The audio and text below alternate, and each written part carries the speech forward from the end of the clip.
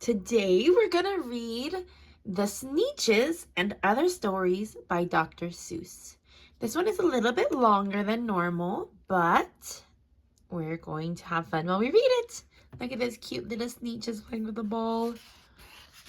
The Sneetches by Dr. Seuss. Now, the star belly Sneetches had bellies with stars, and the plain belly Sneetches had none upon theirs. Those stars weren't so big, they were really so small, you might think such a thing wouldn't matter at all.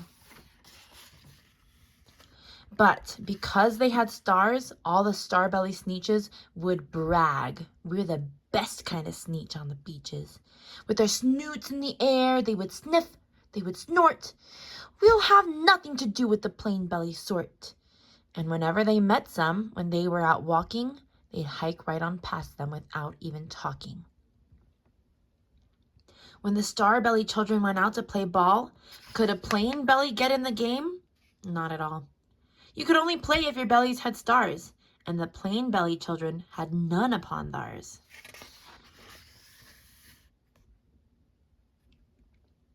When the star-belly Sneetches had Frankfurter roasts, or picnics, or parties, or marshmallow toasts, they never invited the plain belly Sneetches. They left them out cold in the dark of the beaches. They kept them away, never let them come near, and that's how they treated them year after year. Then one day, it seems, while the plain belly Sneetches were moping and doping along on the beaches, just sitting there wishing their bellies had stars, a stranger zipped up in the strangest of cars. "My friends," he announced in a voice clear and keen, "my name is Sylvester McMonkey McBean, and I've heard of your troubles. I've heard you're unhappy, but I can fix that. I'm the fix-it-up chappie. I've come here to help you, and I have what you need. And my prices are low, and I work at great speed. And my work is 100% guaranteed."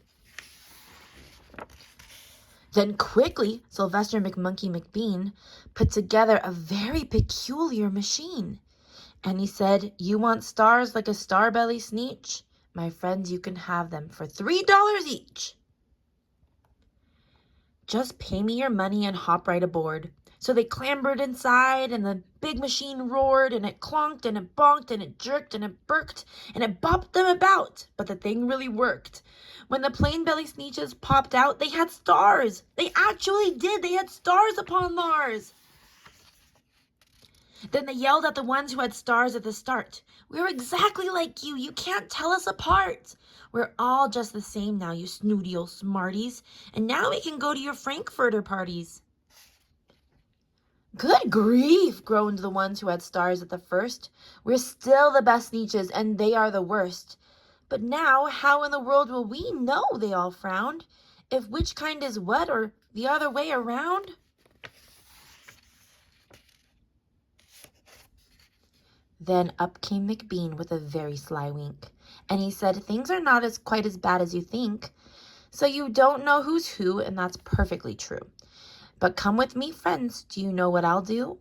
I'll make you again the best Sneetches on beaches, and all it will cost you is $10 eaches."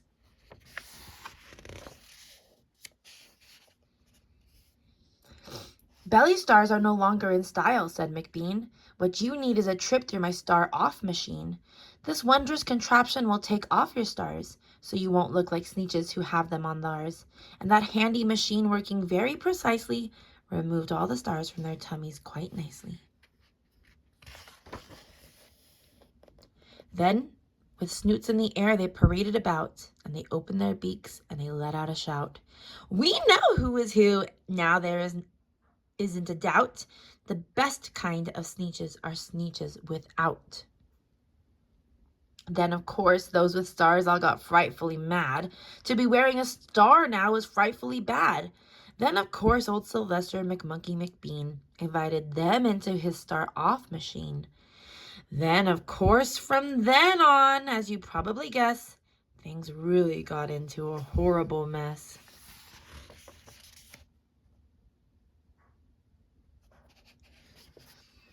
All the rest of that day on those wild screaming beaches, the fix-it-up chappie kept fixing up Sneetches. Off again, on again, in again, out again. Through the machines they raced round and about again, changing their stars every minute or two. They kept paying money, they kept running through, until neither the plane nor the star bellies knew whether this one was that one, or that one was this one, or which one was what one, or what one was who. Then, when every last cent of their money was spent, the fix-it-up chappie packed up and he went. And he laughed as he drove in his car up the beach. They never will learn, no. You can't teach a Sneetch.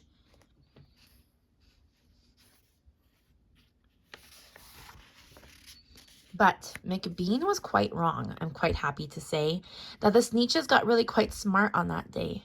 The day they decided that Sneetches are Sneetches, and no kind of Sneetch is the best on the beaches. That day, all the Sneetches forgot about stars, and whether they had one or not upon theirs.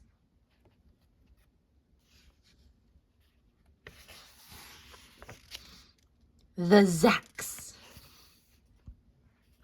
One day, making tracks in the prairie of Prax, came a north-going Zacks and a south-going Zacks. And it happened that both of them came to a place where they bumped.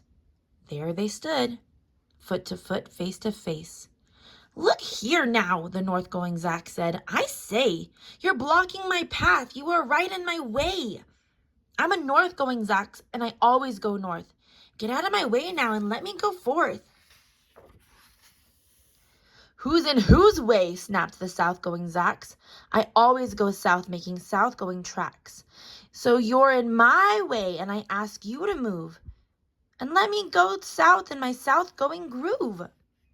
Then the north-going Zacks puffed his chest up with pride. "I never," he said, "take a step to one side. And I'll prove to you that I won't change my ways if I have to keep standing here 59 days. "And I'll prove to you," yelled the south-going Zacks, "that I can stand here in the prairie of Prax for 59 years, for I live by a rule that I learned as a boy back in south-going school. Never budge. That's my rule. Never budge in the least. Not an inch to the west, not an inch to the east. I'll stay here not budging. I can and I will, if it makes you and me and the whole world stand still."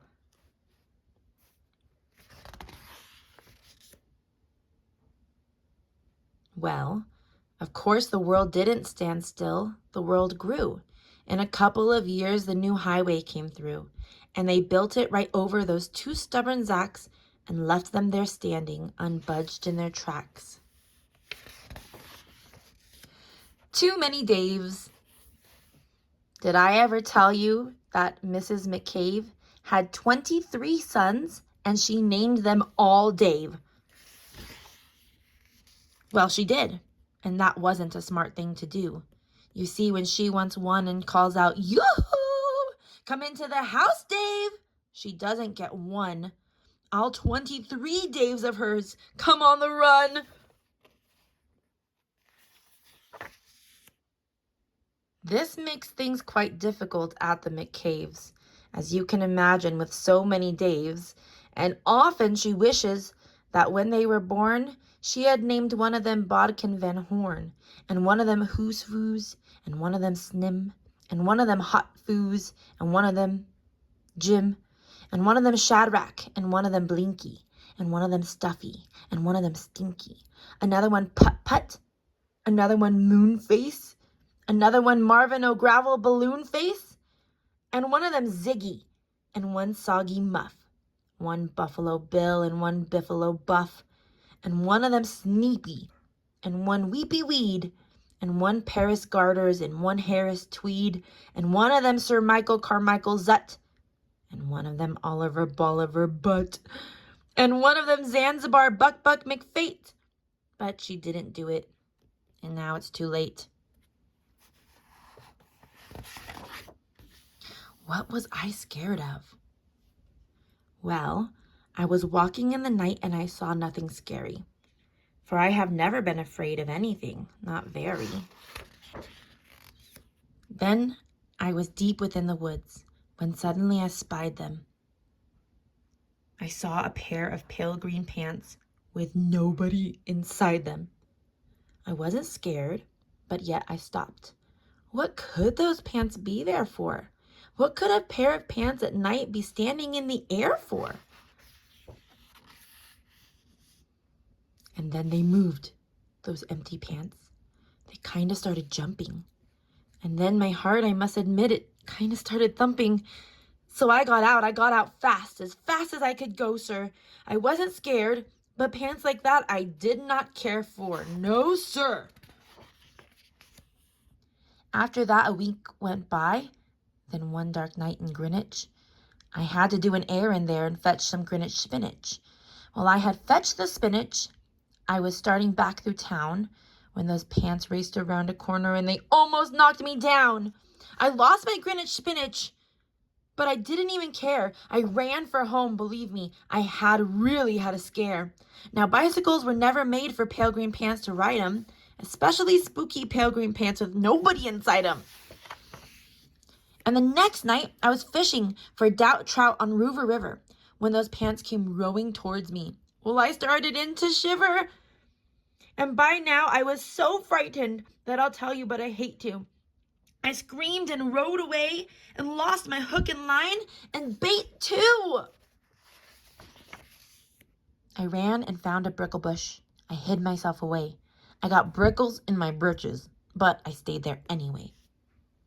I stayed all night, the next night too. I'd be there still, no doubt, but I had to do an errand. So the next night I went out.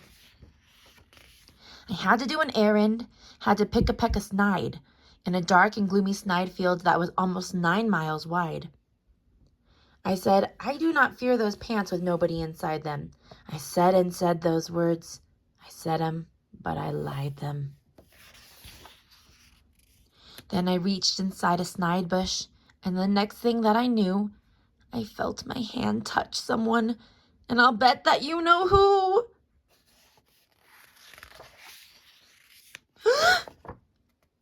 And there I was, caught in the snide, and in that dreadful place. Those spooky empty pants and I were standing face to face.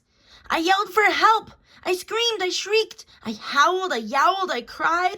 Oh, save me from these pale green pants with nobody inside. But then a strange thing happened. Why, those pants began to cry. Those pants began to tremble. They were just as scared as I.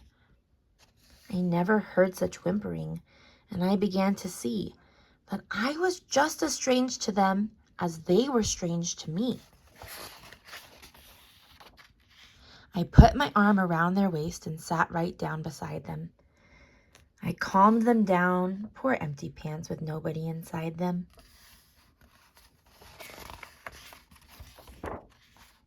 And now we meet quite often, those empty pants and I. We never shake or tremble, we both smile, and we say hi.